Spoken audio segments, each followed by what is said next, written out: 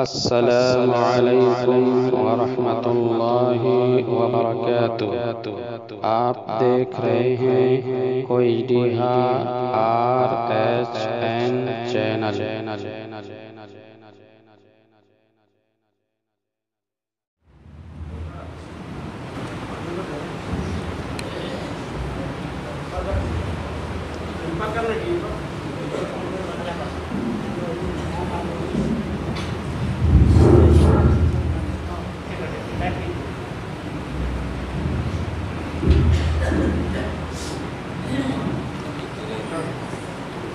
अल्हम्दुलिल्लाह नहमदुहु व नस्तईनुहु व नस्तगफिरुहु व नऊज़ु बिल्लाहि मिन शुरूरि अनफुसिना व मिन सय्यिआति अअमालिना। मन यहदिहिल्लाहु फला मुदिल्ल लहु वमन युद्लिल फला हादिय लहु व अशहदु अल्ला इलाहा इल्लल्लाहु वहदहु ला शरीक लहु व अशहदु अन्न मुहम्मदन अब्दुहु व रसूलुहु। या अय्युहल्लज़ीना आमनुत्तक़ुल्लाह हक़्क़ तुक़ातिही व ला तमूतुन्न इल्ला व अंतुम मुस्लिमून। या अय्युहन्नासुत्तक़ू रब्बकुमुल्लज़ी ख़लक़कुम मिन नफ़्सिन वाहिदह व ख़लक़ मिन्हा ज़ौजहा व बत्थ मिन्हुमा रिजालन कसीरन व निसाअ वत्तक़ुल्लाहल्लज़ी तसाअलून बिही वल अरहाम इन्नल्लाह कान अलैकुम रक़ीबा। या अय्युहल्लज़ीना आमनुत्तक़ुल्लाह वक़ूलू क़ौलन सदीदा युस्लिह लकुम अअमालकुम व यग़फ़िर लकुम ज़ुनूबकुम वमन युतिइल्लाह व रसूलहु फ़क़द फ़ाज़ फ़ौज़न अज़ीमा। अम्मा बअदु फ़इन्न ख़ैरल हदीथि किताबुल्लाह व ख़ैरल हदी हदी मुहम्मदिन सल्लल्लाहु अलैहि वसल्लम व शर्रल उमूरि मुहदसातुहा व कुल्ल मुहदसतिन बिदअह व कुल्ल बिदअतिन ज़लालह व कुल्ल ज़लालतिन फिन्नार।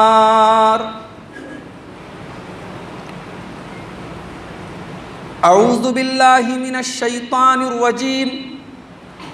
बिस्मिल्लाहिर रहमानिर रहीम। या अय्युहल्लज़ीना आमनू क़ू अनफुसकुम व अहलीकुम नारन वक़ूदुहन नासु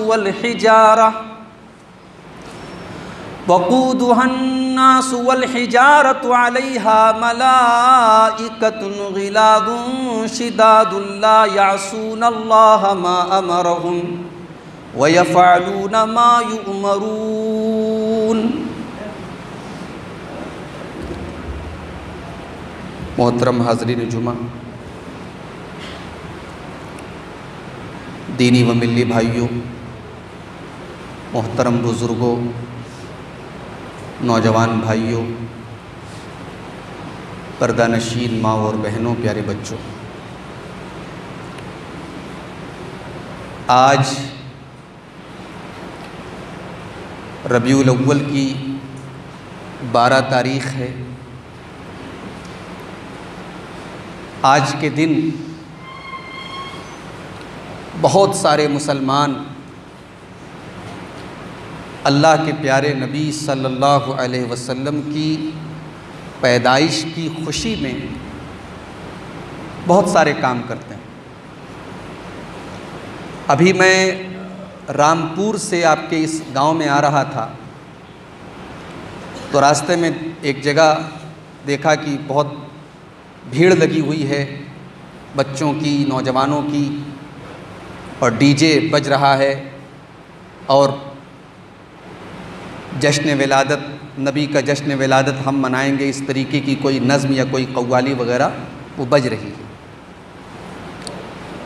ये काम पूरी दुनिया भर में बहुत सारे लोग कर रहे हैं।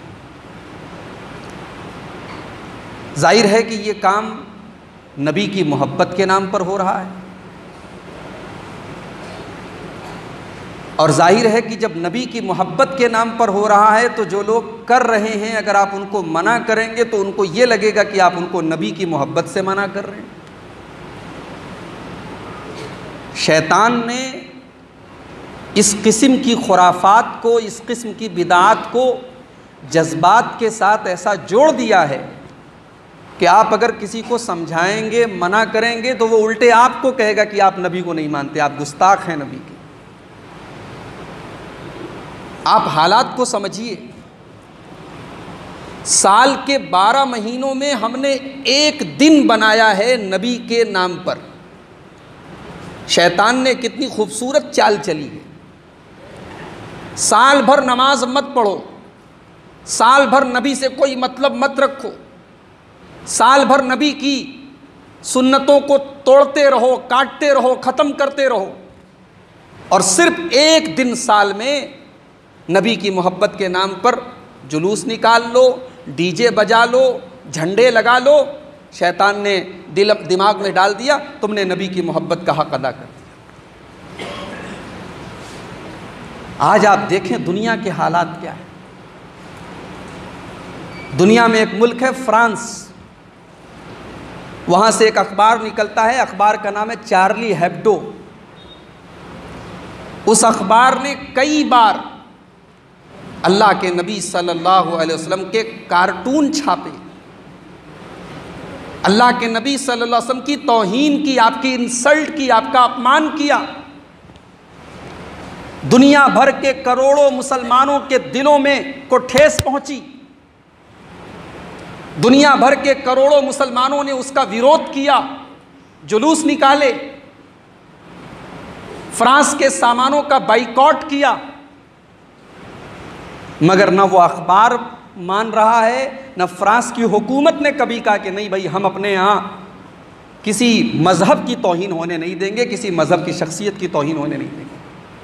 फ्रांस का जो राष्ट्रपति है, जो वहाँ का सदर ममलकत है, उसका भी बयान आ गया, उसने तायीद की कि हाँ अगर कोई कार्टून छाप रहा है या कोई अल्लाह के नबी की सल्लल्लाहु अलैहि वसल्लम की तौहीन कर रहा है तो वो गलत नहीं कर रहा है, फ्रीडम ऑफ स्पीच है, आज़ादी है अपनी बात कहने की, वो कह सकता है।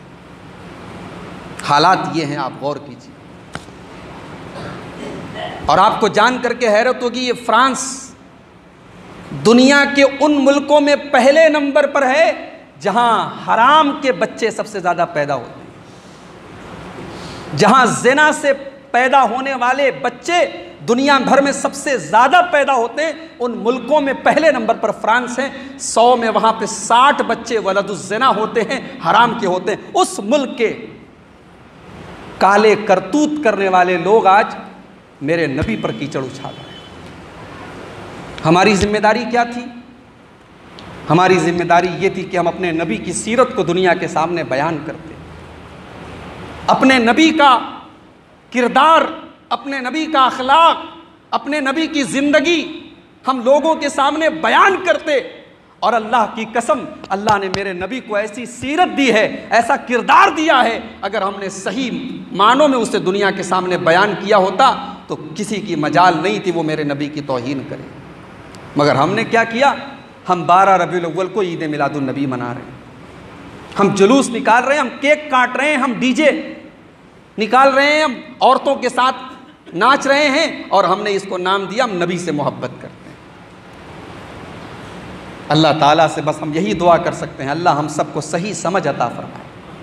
मेरे भाइयों, हमारा इस बात पर ईमान है कि जो नबी की तौहीन करेगा, जो नबी का मजाक उड़ाएगा, अल्लाह ताला उसे एक दिन खुद मजाक बना देगा। 1400 साल पहले की तारीख भी गवाह है, जब अल्लाह के नबी ने बड़े बड़े बादशाहों को लेटर लिखे थे, खुतूत लिखे थे। उन्हीं बादशाहों में ईरान के बादशाह को भी अल्लाह के नबी ने ख़त लिखा था।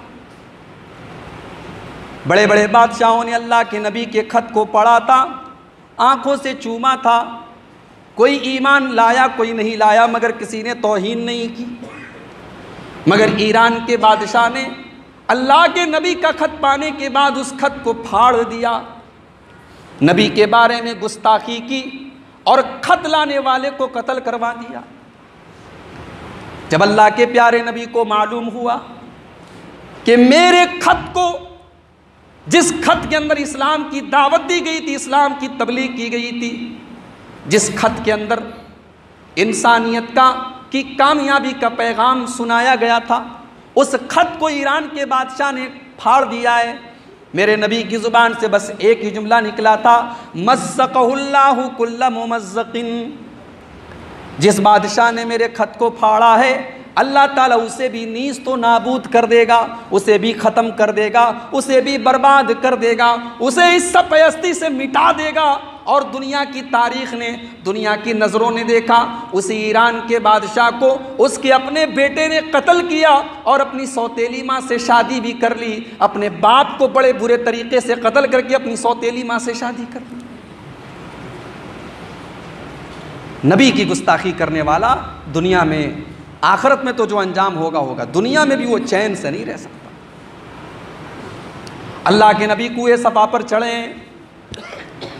अपने सारे खानदान वालों को बुलाते हैं, अय मेरे खानदान के लोगों आ जाओ, अय बनु हाशिम आ जाओ, अय बनु अब्द मनाफ आ जाओ। सारे ख़ानदान वालों को बुलाया, सारे कबीले वालों को बुलाया, अपनी बेटी फ़ातिमा को भी बुलाया, अपनी फूफी सफ़िया को भी बुलाया, अपने चचा अब्बास को भी बुलाया। सारे लोग आ गए, सारा कबीला आ गया, सारा ख़ानदान आ गया। नबी अकरम सफ़ा की पहाड़ी पर चढ़े, कहते हो लोगों, ये बताओ कि तुम्हें मेरी बातों पर कितना यकीन है, तुम मेरी बातों में कितना यकीन रखते हो। अगर मैं तुमसे ये कहूँ इस पहाड़ के पीछे एक लश्कर तुम पर हमला करने वाला है, हल अंतुम मुसद्दिक़िया, तो क्या तुम मेरी बात का यकीन कर लोगे? सारे ख़ानदान वाले, सारे कबीले वाले, सबके सब बैक ज़ुबान कहते हैं कि हाँ ए मोहम्मद, हमने आज तक माँ जर्रबना अलैका कदिबा, हमने आज तक आपको झूठ बोलते हुए नहीं देखा। अगर आप ये कह दें कि इस पहाड़ी के पीछे कोई लश्कर आने वाला है, हम यकीन कर लेंगे, क्योंकि हमें मालूम है कि आप झूठ नहीं बोलते, हमने आपको कभी झूठ बोलते हुए नहीं देखा।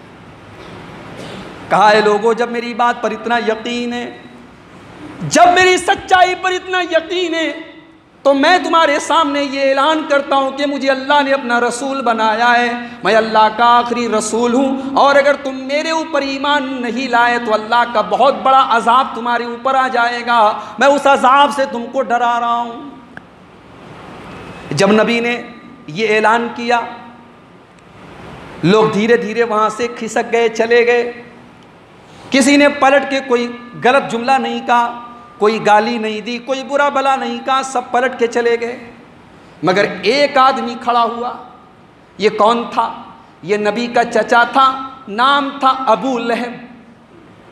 लहब के माने अरबी में होते हैं जो आग का अंगारा होता है, जो आग का शोला होता है, उसको कहते हैं अरबी में लहब। अबू लहब का मतलब अंगारे के जैसा गोरा चट्टा सुर्ख चेहरे वाला खूबसूरत। अबू लहब अपने पूरे ख़ानदान में सबसे खूबसूरत था, उसका नाम अबू लहब इसीलिए था, वो अंगारे की तरह चमकता था, गोरा चट्टा था, सुर्ख चेहरा था। अबू लहब खड़ा हुआ, तब्बन लका या मोहम्मद अलिहाजा जमातना, ऐ मेरे भतीजे मोहम्मद, तेरे लिए बर्बादी हो, तेरे लिए हलाकत हो, तब बन लगा, तू हलाक हो जाए, तू बर्बाद हो जाए। क्या तूने हमें इसीलिए यहाँ पे बुलाया था, इसीलिए इकट्ठा किया था?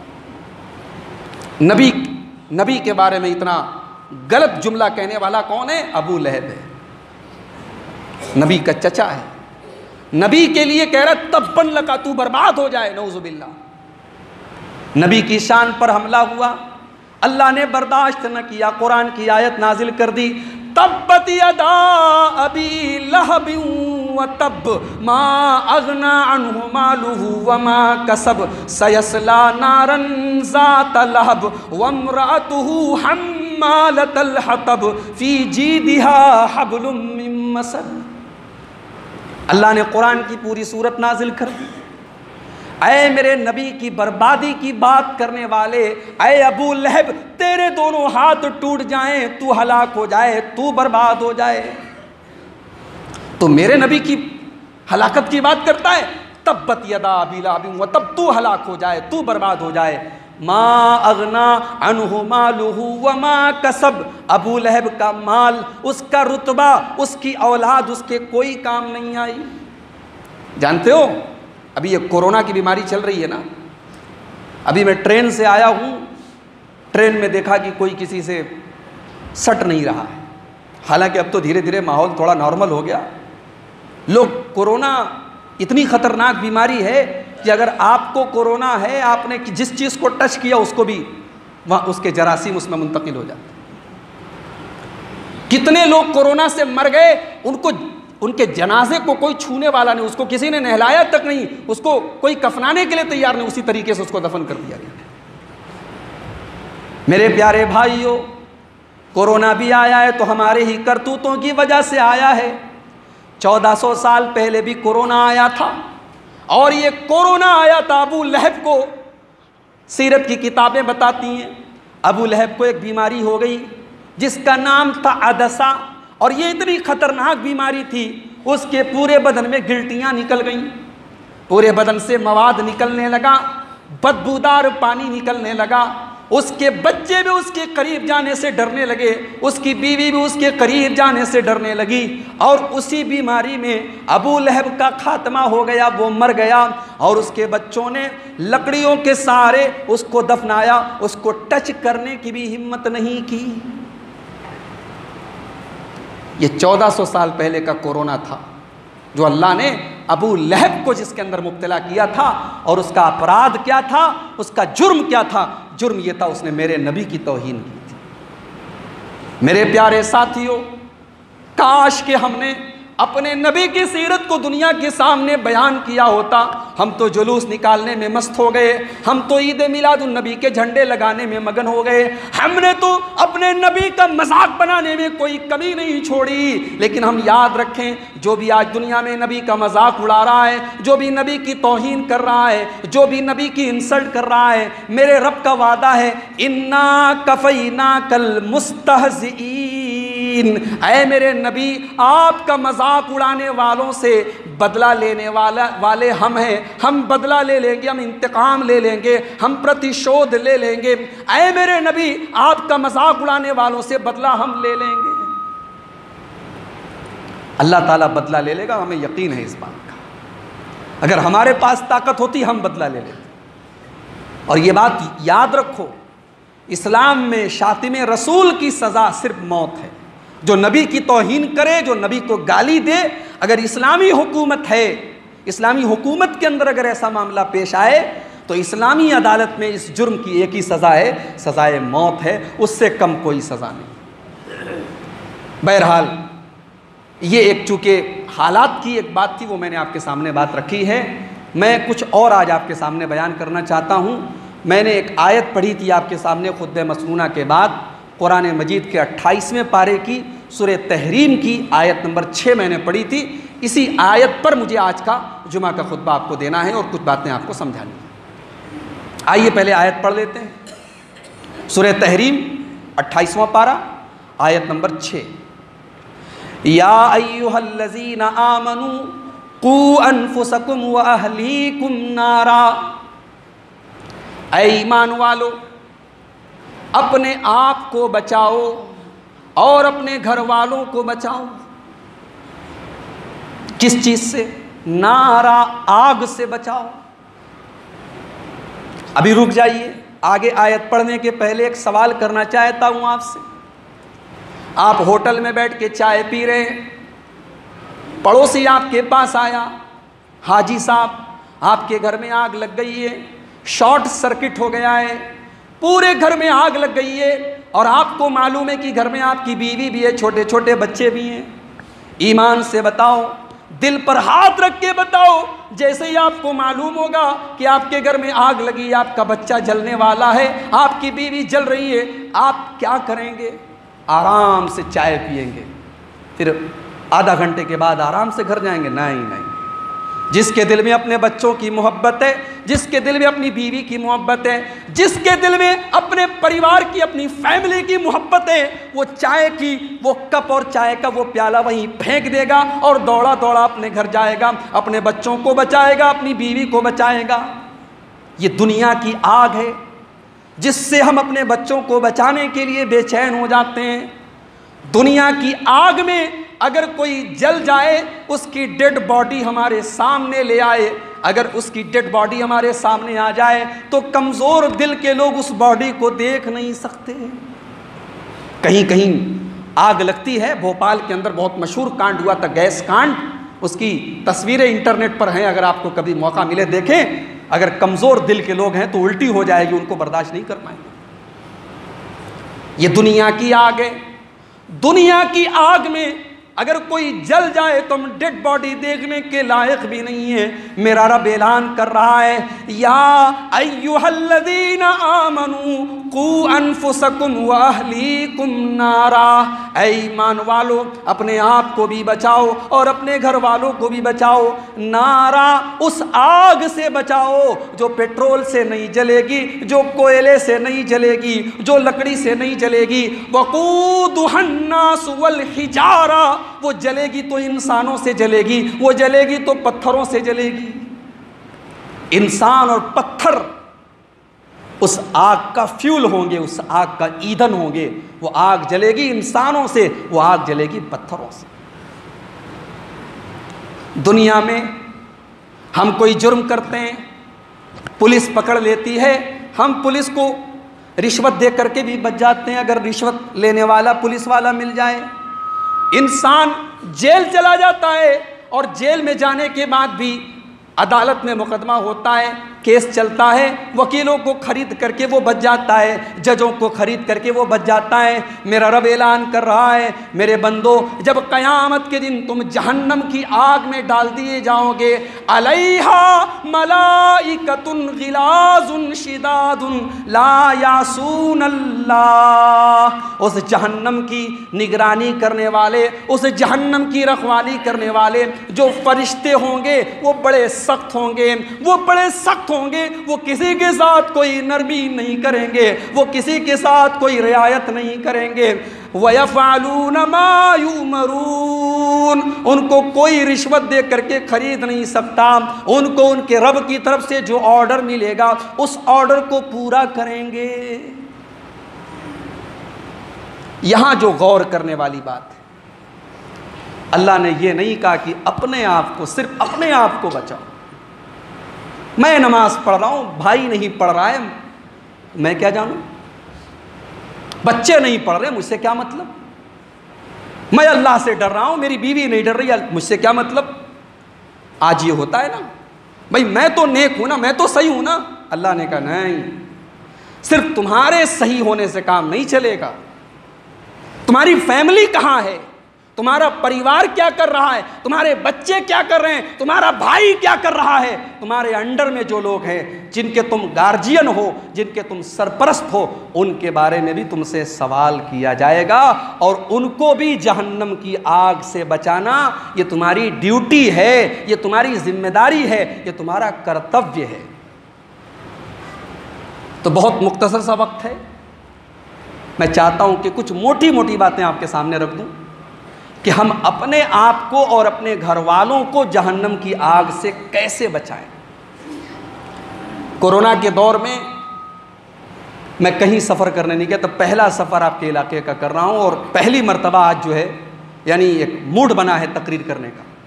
जुमा तो मैं अपने इलाके में पढ़ा ही रहा था, पूरे लॉकडाउन में मैंने पढ़ाया है, मगर आज अल्लाह का फजल व करम है जो आपकी इस मजमे को देखकर और आपके शौक़ को देख करके दिल में आ रहा है कि कुछ अहम बातें आपके सामने में रख दूं। अपने आप को और अपने घर वालों को जहन्नम की आग से बचाओ। क्या करें हम क्या करें कि हम अपने घर वालों को जहन्नम की आग से बचा लें? आइए चंद बातें आपके सामने रखता हूं। सबसे पहला काम, घर वालों को अगर जहन्नम की आग से बचाना है, उनके अकीदे को सही रखना पड़ेगा।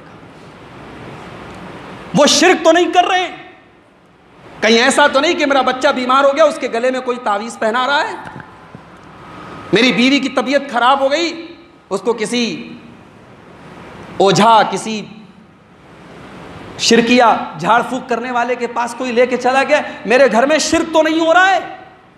ये पहली चीज है, ये पहली ड्यूटी हमारी कि अपने घर को शिर्क से बचाओ। अल्लाह के बहुत बड़े पैगंबर हैं हजरत इब्राहीम अलैहिस्सलाम, अल्लाह के खलील हैं। अल्लाह से एक दुआ करते हैं, क्या दुआ करते हैं?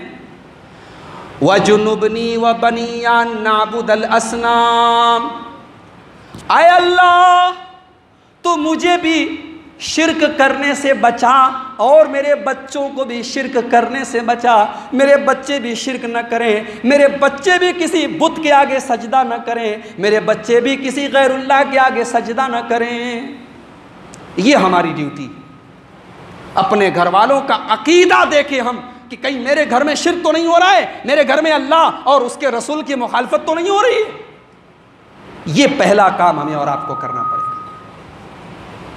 कुरान मजीद में एक सूरत है सूरह लुकमान, अगर मेरी याददाश्त धोखा नहीं दे रही है तो गालिबन 21वें पारे की आयत है सूरह लुकमान।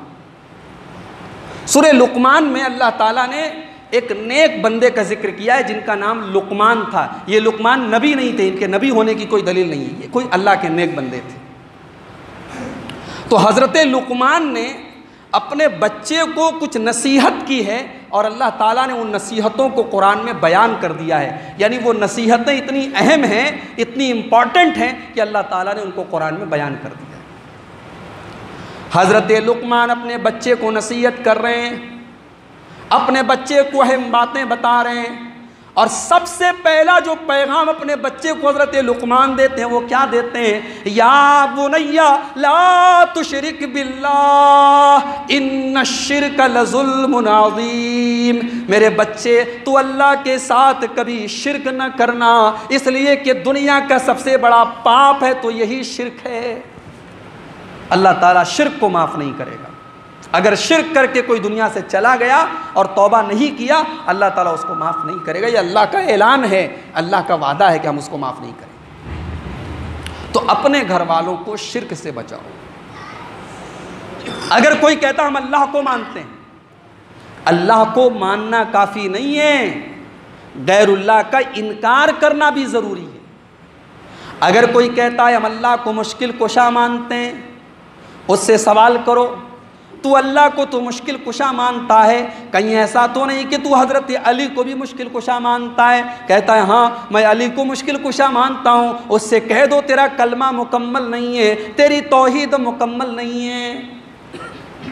अल्लाह को मान लेना ये काफ़ी नहीं है, गैरुल्लाह का इनकार करना भी ज़रूरी है। इसीलिए अल्लाह ने फरमाया वमन यकफुर बित्तागूति व युमिन बिल्लाहि फ़क़द इस्तमसका बिलउरवतिल वुस्क़ा। मेरे बंदो, तुम्हें अल्लाह के ऊपर ईमान लाने के साथ साथ तागूत का इनकार करना भी पड़ेगा, गैरुल्लाह की इबादत का इनकार भी करना पड़ेगा, शिर्क का इनकार भी करना पड़ेगा। तो ये पहला काम हमें और आपको करना है, अपने घर को शिर्क से पाक करना है। दूसरा काम, अपने घर वालों को नमाज का पाबंद बनाओ।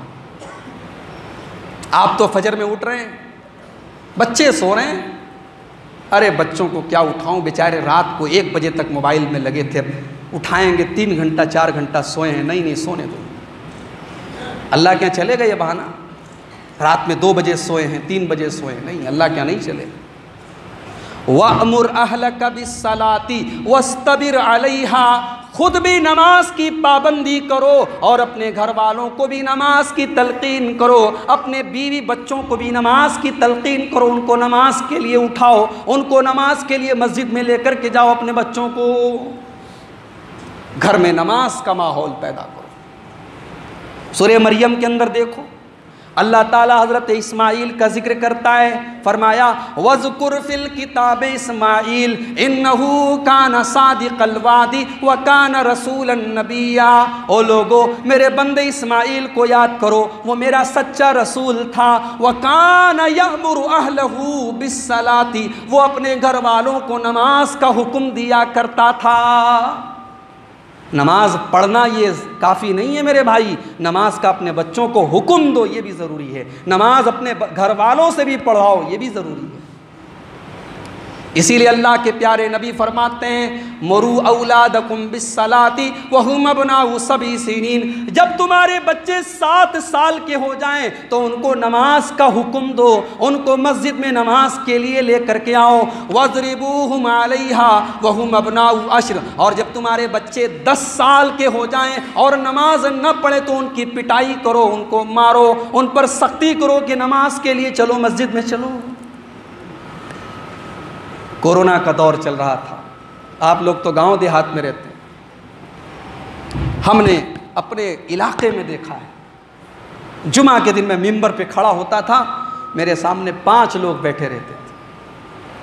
अल्लाह की कसम दिल रोता था, मस्जिद वही है, सबका दिल चाह रहा है कि हम मस्जिद में चलें, मगर अल्लाह ताला ऐसा रूठा हुआ था हमसे, ऐसा नाराज़ था कि अल्लाह ने अपने घर के दरवाजे हमारे लिए बंद कर लिए थे। नहीं, तुम मस्जिद में नहीं आ सकते। रमज़ान का महीना आया, तरावी की नमाज में कितने शौक से लोग मस्जिद में जाते हैं, पूरी तरावी की नमाज लोगों ने घर पे पढ़ी, मस्जिद में तरावी की नमाज नहीं की। फिर ईद का त्यौहार आया, ईद की नमाज भी घर में पढ़ी, बकरा ईद का त्यौहार आया, वो नमाज भी हमने घर में पढ़ी। कोरोना ने, लॉकडाउन ने हमें सिखा दिया मस्जिद कितनी अहमियत की चीज़ है, अल्लाह की कितनी बड़ी नेमत है। हम चंद महीने मस्जिद से दूर रहे, ऐसा लगा कि हमारा रब हमसे नाराज़ है, हमारा रब हमसे रूठ गया है। हम घर में नमाज पढ़ रहे थे मगर वो लज्जत नहीं मिल रही थी जो मस्जिद में मिलती है। मेरे प्यारे, अपने घर वालों को नमाज का हुक्म दो, खुद भी नमाज की पाबंदी करो और अपने घर वालों को नमाज का हुक्म दो। तीसरा काम, 2 चीज़ें हो गई, तीसरा काम हमें और आपको ये करना है, घर के अंदर अगर कोई गलत चीज है, कोई तस्वीर है, कोई हराम चीज है, उसको घर से निकाल के फेंको। यहां तो शादी में फोटो खींचे जाते हैं और उसका फ्रेम बना के घर में लगाया जाता है। ये मेरी शादी के मौके का फोटो है, दुल्हा दुल्हन की फोटो, लड़का लड़की की फोटो घर में फ्रेम करके चलो। मोबाइल के अंदर अगर आपने रखी है, उलमा ने कैमरे की तस्वीर के बारे में इख्तलाफ है उलमा का कि कैमरे की तस्वीर यानी हराम है या नहीं, उसमें भी ज़्यादातर उलमा यही कहते हैं कि जहाँ ज़रूरत हो वहीं तस्वीर खींची जाए। मगर ये तो खुल्लम खुल्ला ये हराम और ये नबी के हुक्म की मुखालफत है कि हम अपने घरों में तस्वीर, और भी औरतों की तस्वीर और गैर महरम की तस्वीर जो है हम घर में फ्रेम करके लगवा रहे हैं और जो घर में आ रहा है वो देख रहा है। मेरे भाइयों, इस तरीके की चीज़ें अगर घर में रहेंगी, अल्लाह की कसम, अल्लाह की रहमत के फरिश्ते घर में नहीं आ सकते। अल्लाह के नबी फरमाते हैं, बुखारी और मुस्लिम की हदीस है, ला तदखुलुल मलाइकतु बैतन फीही कल्बुन वला सूरा, जिस घर में कुत्ता हो या जिस घर में अल्लाह की रहमत के फरिश्ते दाखिल नहीं होते। और एक दूसरी हदीस में हज़रत अली रज़ी अल्लाह ताला अन्हु अबुल हय्याज अल असदी को भेज रहे हैं। अबुल हय्याज अल असदी को हज़रत अली रज़ी अल्लाह ताला अन्हु भेज रहे हैं और कह रहे हैं कि ऐ मेरे साथी, मैं तुझे वही हुक्म दे करके भेज रहा हूँ जो मेरे नबी ने मुझे दिया था, अल्लाह तदा कब्रन मुशरिफन इल्ला सवैता, जहाँ तुझे कोई ऊंची कब्र मिले तो उसको गिरा करके बराबर कर दे, नीचा कर दे, वला सूरतन इल्ला तमस्ता, और जहाँ तुझे कोई तस्वीर मिले, कोई मुजस्समा मिले, कोई स्टैचू मिले, उस तस्वीर को तू खराब कर दे, ख़त्म कर दे, मिटा दे। घर से तस्वीरों को निकालो मेरे भाई, घर से हराम चीज़ों को निकालो। घर में हम लोग जो है वो कहीं कहीं मैंने देखा है, दुकान और मकान की खैर व बरकत के लिए लोग घर में तुगरा लगाते हैं, उस तुगरे पे गिनतियां बनी रहती हैं, 9, 2, 15, 16, 20, 28 गिनतियां बनी रहती हैं और आदमी ये समझता है इसको घर में लगाने से बरकत होगी। याद रखो ये हराम है घर के अंदर इस तरीके के तुगरे लगाना। और ये भी याद रखो कि घर के अंदर कुरान की आयतों को भी अगर आप ये सोच करके लटकाते हैं कि इससे बरकत होगी तो ये भी साबित नहीं है। हाँ, अगर आप अपने घर में कुरान की आयतें ये सोच करके लटकाते हैं हमारे बच्चों को याद हो जाए, हमें याद हो जाए, इसको देख करके अल्लाह का जिक्र हम करते रहें, वहाँ तक तो ठीक है। मगर बरकत के लिए अगर आपने अपने घर में आयतल कुर्सी टांग दी है, कलमा लिख करके टांग दिया है, ये साबित नहीं है। कुरान पढ़ने से बरकत होती है, कुरान लटकाने से बरकत नहीं होती। न गले में लटकाने से बरकत होती है, न घर में मकान में लटकाने से बरकत होती है। तो इस तरीके की चीज़ों को घर में मत रखिए। चौथा काम, घर वालों को और अपने आप को जहन्नम की आग से बचाना है, तो चौथा काम हमें और आपको ये करना है कि घर के अंदर जितने लोग हैं एक दूसरे के साथ प्यार से, मोहब्बत से, नरमी से रहें। छोटा बड़े का एहतराम करे, बड़े का सम्मान करे, बड़ा अपने छोटे से प्यार करे, उस पर शफकत करे। यही घर को जहन्नम से बचाने के लिए ये ज़रूरी है मेरे भाई। जानते हो घर में फूट कहाँ से पड़ती है, घर में झगड़ा कैसे पैदा होता है, घर में भाई भाई में, सास बहू में झगड़ा कहाँ से शुरू होता है? कुरान का 15वां पारा उठाओ, अल्लाह ने बता दिया झगड़ा कहाँ से शुरू होता है। फरमाया वकुल्ली इबादी यक़ूलुल्लती हिय अहसन इन्नश-शैतान यनज़गु बैनहुम इन्नश-शैतान कान लिल इंसानी अदुव्वम मुबीना।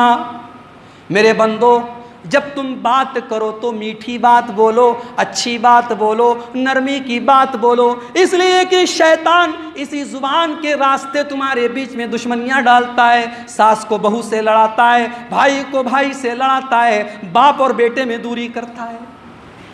ज़ुबान का सही इस्तेमाल करो। घर के अंदर गुस्से वाली ज़ुबान नहीं, गाली वाली ज़ुबान नहीं, प्यार वाली ज़ुबान, नरमी वाली ज़ुबान। औलाद से गलती भी हो जाए तो बाप को चाहिए नरमी से काम ले, बहू से कोई गलती हो जाए सास को चाहिए कि नरमी से काम ले। अल्लाह के प्यारे नबी फरमाते हैं, अल्लाह ताला जब किसी घर के ऊपर, किसी परिवार के ऊपर जब अल्लाह ताला भलाई का इरादा करता है तो उस घर के अंदर अल्लाह ताला नरमी को दाखिल कर देता है। मुस्नद अहमद की सही रिवायत है। मेरे भाइयों, अपने घर के अंदर नरमी का माहौल पैदा करो। 4 चीज़ें हो गई और 6 मिनट मेरे पास बचा है। 6 चीज़ें बची हैं, जल्दी जल्दी मैं बयान कर देता हूँ। 5वीं चीज़, अगर अपने आप को और अपने घर वालों को जहन्नम की आग से बचाना है तो 5वां काम मेरे प्यारे भाइयों, हमें और आपको ये करना है कि घर के अंदर अगर गैर महरम आया है, कोई ऐसा रिश्तेदार है जो मेरी बीवी के लिए गैर महरम है, मेरी माँ के लिए गैर महरम है, मेरी बहन के लिए गैर महरम है, तो उससे अपने घर की औरतों को पर्दा कराओ। अरे नहीं नहीं, ये तो मेरा दोस्त है, ये मेरा दोस्त है, मेरे साथ पड़ा हुआ है। अब वो घर में आया, अब आपकी बहन चाय ला करके उसके सामने रख रही है, बिस्किट उसके सामने रख रही है। आपकी वाइफ, आपकी बीवी आती है और वो आपकी वाइफ को भाभी कहता है और आपकी वाइफ उससे पर्दा नहीं करती है। ये मुसलमान के घर का हाल नहीं होना चाहिए मेरे भाई, ये बेपर्दगी नहीं होनी चाहिए। जो अजनबी है, जो गैर महरम है, वो आपका कितना ही गहरा दोस्त हो, वो घर के अंदर अगर आया है उसकी जगह होनी चाहिए। घर की औरतें उसके सामने नहीं आनी चाहिए। ये हर घर का ये उसूल होना चाहिए। मैं आपको एक बात बताऊं, अल्लाह के नबी की बीवियां जो पूरी उम्मत के लिए माँ हैं और जिनका नाम भी हम लेते तो उम्मुल मोमिनीन कहते हैं और जिनको हमारी माँ कहा गया, अल्लाह ने अपने नबी के सहाबा से कहा कि वैज़ा सालतुमुहुन्ना मतान फसअलूहुन्ना मिन वराई हिजाब, कि ऐ नबी के सहाबा, जब तुम नबी के घर में जाओ और नबी की बीवियों से कोई सामान अगर तुम्हें मांगना है तो पर्दे की आड़ से मांगो, उनका सामना मत करो, उनके सामने मत जाओ। हालांकि वो तुम्हारी माँ के जैसी हैं मगर हैं गैर महरम, इसलिए तुम्हें पर्दा करना ज़रूरी है। मेरे भाइयों, बेपर्दगी का माहौल मत पैदा करो। हमारे यहाँ ज्वाइंट फैमिली सिस्टम है, 5 भाई साथ में रहते हैं। अब देवर और भाभी का मसला आता है। अब जाहिर है कि भाभी और देवर शरीयत की नज़र में गैर महरम है। शरीयत की नज़र में भाभी और देवर के बीच में पर्दा होना चाहिए। अब मैं ये तो नहीं कहता कि घर के अंदर जो भाभी है वो नकाब लगा करके रहे, लेकिन कोशिश इसी बात की करे कि देवर से सामना ना हो और देवर भी कोशिश करे कि भाभी का सामना कम से कम हो, और अगर कभी सामना हो जाए तो भाभी जो है अपना चेहरा दूसरी तरफ कर ले। ये कोई ऐब की बात नहीं, शरीयत की तालीम है। अल्लाह के नबी ने देवर को भाभी के लिए मौत का, हमारे यहाँ भाभी घर में है, जैसे तैसे कपड़ा पहने हुए है, सर के ऊपर दुपट्टा है नहीं है, देवर सामने से गुजर रहा है, हराम है ये चीज़ें, ये घर को बिगाड़ने वाली चीज़ें। हमने गैर मुस्लिमों का कल्चर ले लिया है। नहीं साहब, हमारा देवर तो हमें बिल्कुल हम बेटे की तरह मानते हैं, हमें वो अपनी भाभी को माँ के जैसा समझता है। भाभी को माँ के जैसा समझ लेने से भाभी माँ नहीं बन जाती, देवर को बेटा जैसा समझ लेने से देवर बेटा नहीं हो जाता। बल्कि यहाँ तक मसला याद रखो, अगर आपने किसी लड़के की परवरिश की है, अगर आपने किसी लड़के को पाला है और आपकी बीवी ने अगर उसको दूध नहीं पिलाया है, तो आपकी बीवी अगरचे माँ की तरह उसको पाल रही है, मगर जब वो लड़का कल जवान हो जाएगा, आपकी बीवी के लिए शरीयत की नज़र में वो गैर महरम रहेगा। आपकी बीवी अगर बालिग हो गया वो, तो आपकी बीवी को भी पर्दा करना पड़ेगा। अगरचे माँ की तरह पाला है मगर माँ नहीं है, कोई पाल ले वो माँ नहीं हो जाती। तो देवर अगर देवर भाभी को माँ समझ ले, तो उसके समझने से वो माँ नहीं हो जाती। घर को जहन्नम की आग से बचाने के लिए छठा काम हमें और आपको ये करना है कि घर की औरतों पर थोड़ी लगाम मजबूत करनी पड़ेगी। अर्रिजालु क़व्वामूना अलन निसा, अल्लाह ने कहा जिंदगी की गाड़ी में ड्राइवर मर्द है, औरत ड्राइवर नहीं है। औरत ड्राइवर नहीं, औरत बगल में बैठेगी, ड्राइवर के बगल वाली सीट पे बैठेगी, ड्राइवर नहीं है औरत जिंदगी की गाड़ी में। औरत को कैसे चलना है ये मर्द चलाएगा। अब औरतें अगर बेहुदा कपड़े पहन रही हैं, ऐसे कपड़े पहन रही जिनके अंदर उनका शरीर नजर आ रहा है, तो औरत से तो सवाल होगा, आपसे भी सवाल होगा कि अरे भाई आप भाई थे, आपकी बहन ऐसा कपड़ा पहन रही थी, आप शौहर थे, आपकी बीवी ऐसा कपड़ा पहन रही थी, क्यों? अर्रिजालु क़व्वामूना अलन निसा, आप तो गार्जियन थे उसके, आप तो सरपरस्त थे, आपको तो अल्लाह ताला ने उसके ऊपर निगरां बनाया था, आप क्या कर रहे थे? आज हमारे घरों में अफसोस की बात है, शहर हो या देहात हो, आज बेहुदा कपड़े हमारे मुसलमानों के मोहल्लों में, मुसलमानों के घरों में पहने जा रहे हैं। औरतें पहन रही हैं जिसका जो इतने ट्रांसपेरेंट होते हैं, इतने पारदर्शी होते पूरा बदन, और उनके बदन की वो चीज़ें जो नहीं नज़र आनी चाहिए वो नज़र आती हैं। अल्लाह के नबी की वो हदीस आपने बहुत सुनी होगी कि ऐसी औरतें जहन्नम में जाएंगी जो कपड़ा पहनने के बावजूद नंगी होंगी। हमें और आपको इससे भी अपने घर वालों को बचाना होगा। सातवीं चीज़, घर को जहन्नम की आग से बचाना है। सातवां काम हमें और आपको ये करना है कि नाच गाने की कोई चीज़ घर में नहीं होनी चाहिए। अरे मौलवी साहब ये तो बहुत मुश्किल है, मोबाइल तो सबके पास हो गया है। हमारा नौजवान मोबाइल पर आज औरतों के ठुमके देख रहा है, नाच देख रहा है, बेहुदा तस्वीरें देख रहा है, और हमारे घरों के अंदर ये चीज़ें बजाई जा रही हैं। अल्लाह की कसम हमसे भी हिसाब होगा। वमिनन्नासि मन यश्तरी लहवल हदीस लियुदिल्ल अन सबीलिल्लाह, अल्लाह ने फरमाया ये लग़्व चीज़ें जो खरीदी जा रही हैं, ये रिचार्ज करा करा कि हमारा नौजवान जो बेहुदा चीज़ें देख रहा है, इसका अजाब उस नौजवान को भी भुगतना पड़ेगा। और अगर घर वालों ने मना नहीं किया, बाप ने मना नहीं किया, भाई ने मना नहीं किया, तो भाई को भी हिसाब देना पड़ेगा, बाप को भी हिसाब देना पड़ेगा। घर के अंदर से इन चीज़ों को निकालो मेरे भाइयों। जो नाच गाने के अंदर जो चीज़ें आती हैं, पहले ज़माने में टीवी का मसला था, अब टीवी कम हो गई है, अब मोबाइल हो गया है। मोबाइल अच्छी चीज़ है, इस्तेमाल कीजिए, मगर गलत इस्तेमाल से अपने आप को और अपने घर वालों को बचाइए। आठवीं चीज़, हलाल खाओ, हलाल खिलाओ। बहुत मशहूर है आपके झारखंड के कुछ इलाके एटीएम चोरी के मामले में।